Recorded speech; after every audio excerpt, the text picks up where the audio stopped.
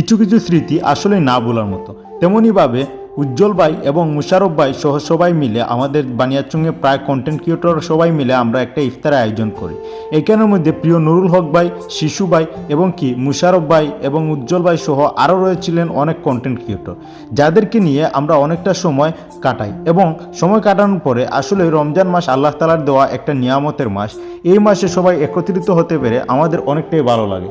তেমনইভাবে শিশু ভাই, উজ্জ্বল ভাই, নুরুল হক ভাই এবং মহসিন ভাই সহ সবাই আমরা একত্রিত হওয়াতে সবাই অনেকটাই আনন্দিত এবং খুশি। একে অপরের সাথে বিভিন্ন বিষয় নিয়ে আলাপ আলোচনা এবং কথোপকথন চলছিল। বানিয়াচুঙের যে ভিউ সাল্লে ফর ইউ, তেমনইভাবে মাইদার বিলের ভিউ আসলেই দেখার মতো।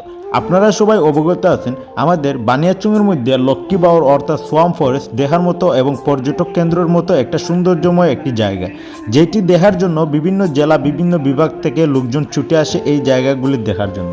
তার মাঝে অন্যতম জায়গা হচ্ছে মাইদার বিল, যেখানে মুক্ত খোলা হাওয়ার মধ্যে সবুজ শ্যামল শস্য শ্যামল সবুজের মধ্যে এক টুকরো শান্তিময় জায়গা, যেখানের মধ্যে রয়েছে কয়েকটি গাছ আর রয়েছে সবুজের লীলাখেলা। প্রকৃতির অন্যতম সৌন্দর্যময় এবং শান্তিময় জায়গা বলা হয় মাইদার বিলকে, কারণ এইখানের মধ্যে গেলে আপনি স্বস্তির নিঃশ্বাস ফেলতে পারবেন। এখানের মধ্যে রয়েছে শান্তিময় জায়গা, নেই কোনো হুড় হুড় গাড়ির শব্দ, নাই কোনো শব্দ দূষণের চিন্তাভাবনা।